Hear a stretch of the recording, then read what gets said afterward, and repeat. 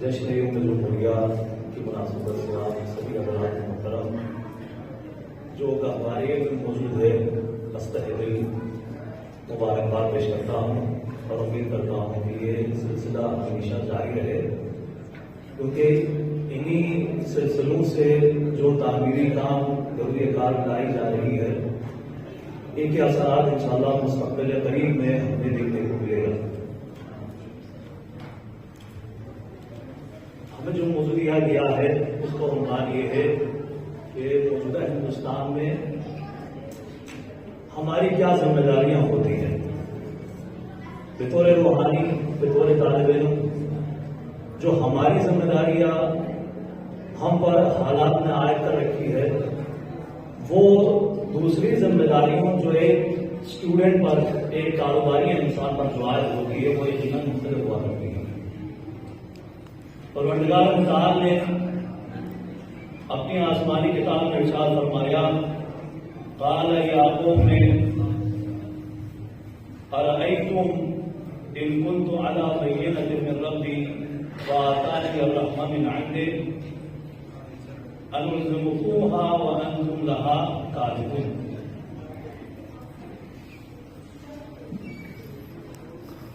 انبیاء الہی جن کے نقش قدم پر ہم اور آپ چلنے کی کوشش کرتے ہیں،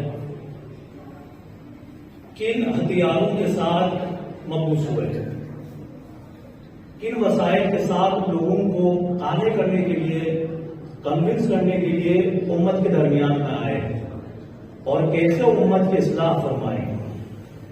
دیکھیے، امت کے حالات اور جن مسائل سے ہم اور آپ دوچار ہے، وہ اس بات کو متقاضی ہے کہ ہم دیکھیں کہ ہمارے بزرگان انبیاء کرام کن وسائل کے ذریعے سے امت کی اصلاح کی اور اپنا معیشت مکمل کیا۔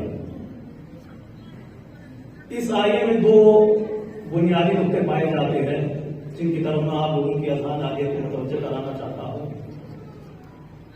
پہلا نقطہ یہ ہے کہ یہ جناب نوح کے بارے میں ہے، وہ لوگ جنہوں نے 950 سال امت کے درمیان میں تبلیغ، داعی اللہ بنے رہے۔ اس کا مطلب اس زمانے میں بھی کچھ آزادی بیان پائی جاتی تھی، نہیں تو 950 سال اپنی بات سامنے رکھنے کی قوت اس زمانے میں کہاں حاصل ہوئی۔ یہ آیت یہ بتاتی ہے کہ آپ کو جس زمینے میں بھی کوئی اسکوپ، کوئی موقع ملے، اس کو ہاتھ سے نہ جانے دیں۔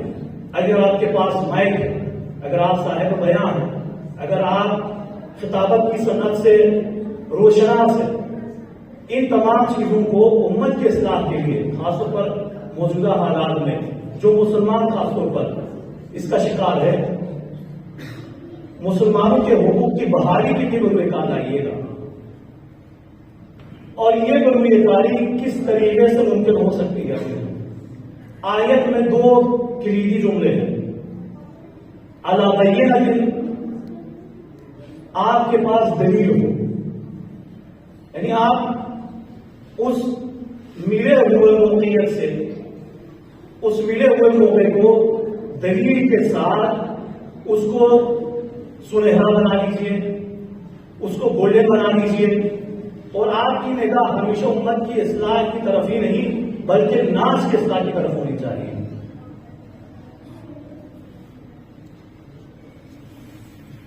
دوسری طرف آیت یہ بتاتی ہے انلزمکموها وانتم لها کارہون، یعنی دلیل استدلال پیش کیے جانے کے بعد آپ کی یہ توقع نہیں ہونی چاہیے کہ بھائی میں نے تو آپ کے سامنے دلیل رکھ دی، آپ کو تو میری بات ہر حال میں ماننی چاہیے۔ جناب ہم کیا فرماتے ہیں کہ دلیل پیش کرنا یہ میری ذمہ داری ہے، میرا کام ہے، ماننا نہ ماننا یہ آپ کا کام۔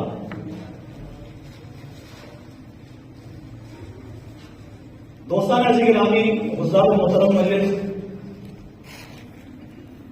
قرآن مجید نے 4 انبیاء الہی کے نام لیے اور ان کے مشن کے بارے میں بھی کافی وضاحت ہمیں قرآن میں ملتی ہے، جن سے ہمیں درس لینا۔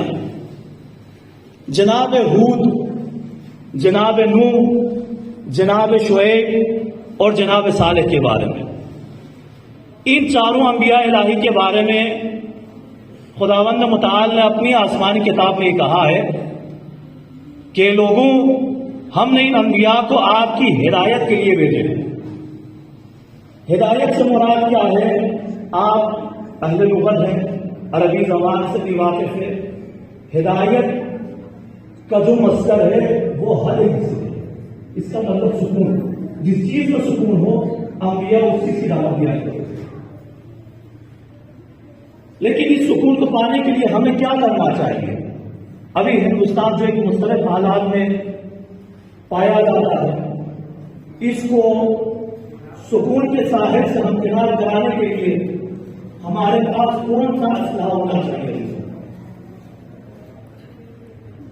ان چار انبیاء الہی کے بارے میں قرآن مجید کا یہ کہنا ہے کہ ہم نے انہیں ہتھیار نہیں دیے، بندوق نہیں دی، لاٹیاں نہیں دی، کیونکہ یہ لوگ وہ انسان ہے، وہ عظیم ہستیاں ہیں جن کے پاس دلیل ہے، دلیل کے بندوق سے سامنے کو گھٹنے دیکھنے پر موجود کر دیتے ہیں۔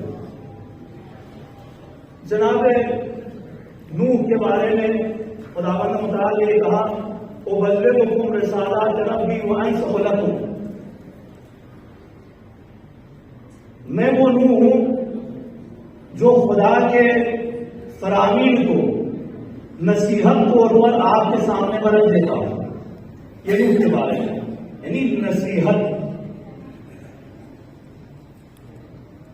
ہود کے بارے میں بھی وہی ہے، أَنَا لَكُمْ نَاصِحٌ أَمِينٌ۔ صالح کے بارے میں بھی وہی ہے، نَصَحْتُ لَكُمْ۔ شعیب کے بارے میں بھی وہی ہے، نَصَحْتُ لَكُمْ۔ خود نصیحت کی جو جڑ ہے، اس کا جو مصدر ہے، علماء نے کہا ہے کہ نصحہ سے لیا گیا ہے اور اس کا معنی ہے خالص، یعنی آپ اپنی دلیل کو بلا رنگ کے، بلا تفریق کے، سامنے والے انسان کے سامنے آپ پیش کریں جس سے خلوص کی بو آتی ہے، یعنی آپ اس نصیحت کو ہلکا میں کر دیں، یعنی نصیحت کرنا۔ اور اعزازی گرامی، آپ کے ذہن عالیہ میں یہ سوال پیدا ہوا ہوگا کہ نصیحت میں بڑا اب تک کس قوم کی تعمیر ہو سکی ہے؟ نصیحت تو بزرگوں کا کام ہے، لیکن عزیزو قرآن نے یہ بتایا ہے اگر آپ کے اندر خلوص ہو، اگر آپ کے اندر دلیل ہو، اگر آپ کے اندر نصیحت کرنے کا جذبہ ہو، قوم آپ کے ہاتھ بیعت کرے گی۔ یہ قرآن مجید کا کہنا ہے۔ قوم شعیب کی خصوصیت کے بارے میں یہ ہمیں ملتی ہے کہ مال اور روزی پر یہ قوم تلی ہوئی، یعنی جو آج کل ہمیں ہر جگہ اس کا مشاہدہ اور نظارہ ملتا ہے، مال کا بٹورنا، مال جمع کرنا، ہر چیز پر مال کو فوقیت دینا، کم و بیش ہم اپنے اطراف میں اس چیز کے قوم متمدن قوم تھی، یعنی ٹیکنالوجی پر، سسٹمیٹک طور پر یہ قوم کام کیا کرتی ہے۔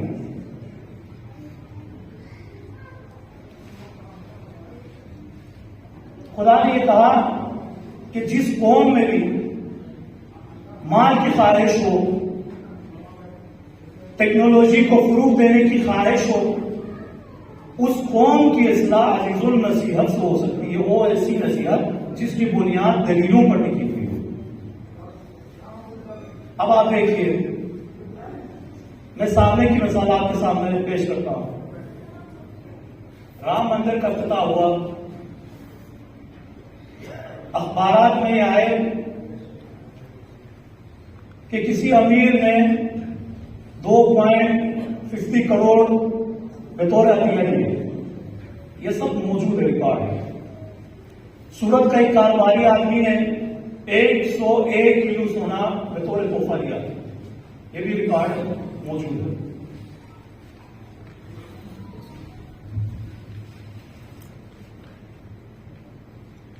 عزیزوں، آپ کو صرف مسلمانوں کو نہیں بلکہ قوم کو مخاطب بنانا ہے، اور قوم کے اصلاح کے لیے آپ کے اندر جذبہ نصیحت موجود ہونی چاہیے. میں کیسے مکتب ہوں، اس قابل نہیں کہ اس ہرے بھرے بس میں آپ کے سامنے زبان درازی کروں، مگر قرآن نے ہمیں یہ درس دیا ہے کہ جہاں پر مال کی خواہش ہو، جہاں پر جہالت ہو، جہاں پر سیاست ہو، آپ کو اگر قوم کی اصلاح کرنی ہے، اگر مسلم بننا ہے، تو سب سے پہلے آپ کے اندر نصیحت دینے کا جذبہ موجود ہونا چاہیے. وہ ایسی نصیحت جو ایک بند کمرے میں رہ کر آپ ان کو فون کے ذریعے سے، میسیجز کے ذریعے سے نصیحت کرتے رہے، بلکہ آپ کو میدان میں آنا ہوگا. آپ کو اپنے پیغام کو امت کے درمیان میں نہیں بلکہ ناس کے درمیان میں رکھنا ہوگا. انبیاء الہی اگر صرف اپنے چہتوں کے درمیان میں ہوتے تو انہیں اتنی مشقت کا سامنا نہیں کرنا پڑتا.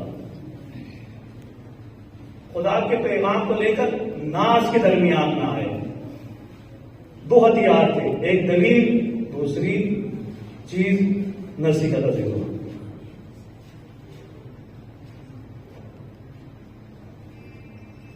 شاعر نے کیا خوب کہا، حفاظت علامہ اقبال کا شعر جہاں تک میرا خیال ہے، حفاظت خونوں کی ممکن نہیں، حفاظت خونوں کی ممکن نہیں اگر کانٹے نہ ہو خو یہ حریری. یعنی اگر آپ کے اندر کام کرنے کا جذبہ نہیں ہے، علم پانے کا شوق نہیں ہے، آپ محض درد رکھتے ہیں، وہ بھی نرم درد جس سے کچھ حاصل ہونے والا نہ ہو، تو عزیزوں علامہ اقبال نے کہا ہے کہ اس پھول کی حفاظت یہ مخملی کانٹے نہیں کر سکتے. اب صورتحال یہ ہے عزیزوں، ہندوستان میں میڈیا کا غلبہ ہے. آپ دعا لکھتے رہے، سامنے والے دعا پڑھتے نہیں رہے گا. ایک نقطے نے ہم کو محرم سے مجرم بنا دیا. وہ نقطہ کیا ہے؟ وہ علم کا نقطہ ہے، وہ بینش کا نقطہ ہے، وہ آگاہی کا نقطہ ہے، وہ حالات اور مسائل سے واقف ہونے کا نقطہ ہے. اگر یہ نقطہ آ گیا تو بعید نہیں، وہ لمحہ دور نہیں کہ نقطے تحت بائے بسم اللہ آپ کے ہاتھ کو بھی پکڑ لیں.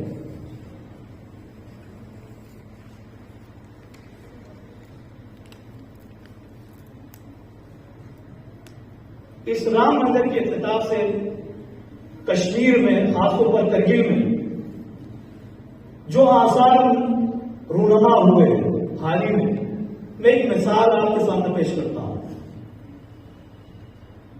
رام مندر کا افتتاح ہوا، ایک طبقہ کو حوصلہ مل گیا، ایک شخص خود کو بطور مسیحا پیش کر لیا کہ میں وہ ہوں جو مذہب کا احیاگر ہوں. اسے تسلیم کرانے میں وہ کامیاب ہوئے، لیکن اس کے اثرات آپ دیکھیے دور دراز علاقوں تک کیا تھے. سرکاری آرڈر ایشو ہوا ہے خاص طور پر لداخ ریجن کے بارے میں. آپ اس کے رد و عمل جو دھیرے دھیرے ظاہر ہو رہے ہیں اس کی طرف میں آپ کا ذہن آگے کو لے جانا چاہتا ہوں. آرڈر ابھی حالیہ میں ایشو ہوا ہے کہ سرکاری ہاسپٹل جو وہاں پر خاص طور پر لگتے ہیں کرگل میں لداخ میں 95% شیعہ اثنا عشری وہ بھی مسلم شیعہ پائے جاتے ہیں. بہرحال اگر نام رکھنا ہو تو اہم معصومین کے نام رکھ دیتے ہیں، اگر نام رکھنا ہو بہرحال ایک ایسے نام کا انتخاب کر لیتے ہیں جس سے اپنی ثقافت کا بھی مظاہرہ اس میں ایک پہلو موجود ہو. آرڈر میں کیا لکھا گیا ہے کہ ہاسپٹل کا نام، سرکاری ہاسپٹل کا نام مندروں کے نام پر ہونا چاہیے. یعنی ایک ایسی جگہ، ایک ایسی جغرافیائی زمین میں جہاں اہل تشیع کا رابطہ علماء سے، حوزہ سے، اسلامی تشیع سے مضبوط رہا ہے، ہمیشہ تو اوقات منسلک رہا ہے، انہیں یہ کہا جا رہا ہے کہ یہ بیگانے نام جس سے آپ ناواقف تھے ابھی آپ کے کان میں پڑنے چاہیے. اور وہاں پر اس کا پہل ہو چکا ہے. یعنی اس کام سے ایک طبقے کو ایک بہت بڑا حوصلہ ملا ہے رام مندر کے افتتاح سے. اور اخبارات میں یہ بھی آیا ہے، یہ بھی ریکارڈ ہے چیزوں کہ 5 لاکھ لوگ درشن کیے گئے ایک ہی کال میں.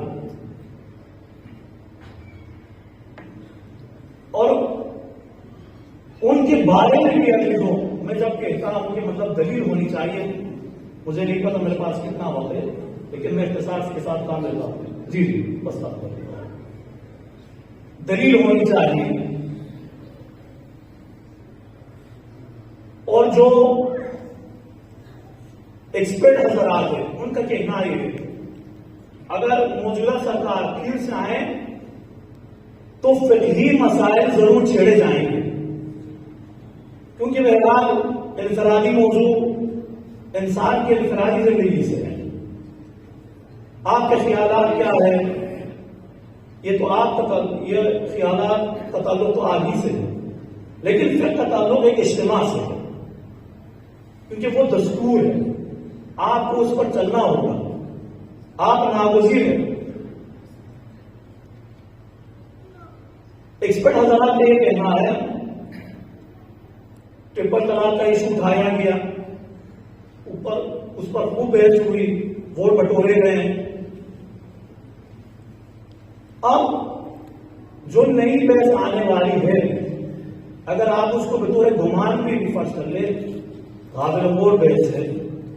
وہ کیا ہے دوستوں، یہ جو مسلمان 3 شادیاں کرتے ہیں، 4 شادیاں کرتے ہیں، اس کو زیر بحث لانے کا مکمل منصوبہ بنایا جا رہا ہے.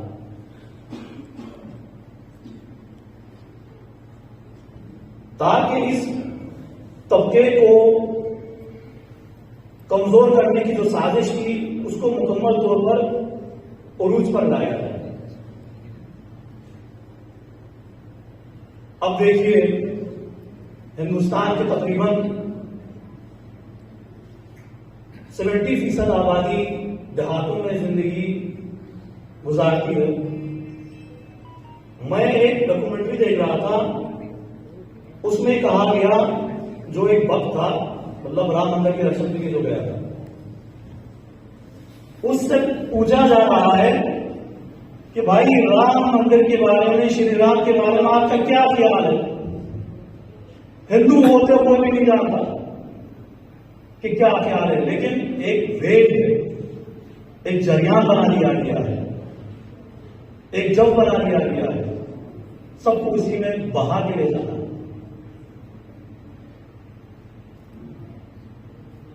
اب خود شری رام کے والد محترم کے بارے میں یہ مشہور ہے کہ جناب کی 3 بیویاں تھیں. اب یہ میرا موضوع بحث نہیں ہے، لیکن میں آپ سے یہ بطور مثال پیش کرتا ہوں کہ اگر دلیل کے ساتھ کسی تعلیم یافتہ انسان کے ساتھ بحث کرنی ہو تو قاعدہ اور طریقہ یہ ہے. ان کی 3 بیویاں تھیں. رام ان کی پہلی بیوی سے تھی، لکشمن ان کی تیسری بیوی سے تھی، اور رام کو بطور دیوتا مانا جانے لگتا ہے. عزیزہ میں گرامی، بس میں نے سمیٹ دیا جس ملک میں ہم زندگی کر رہے ہیں.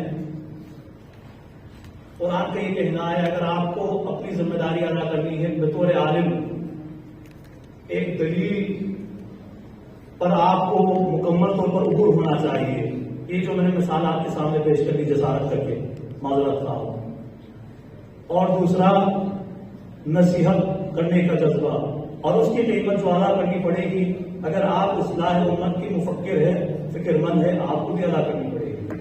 یعنی اس سے آپ کو بچنا بھی نہیں ہے.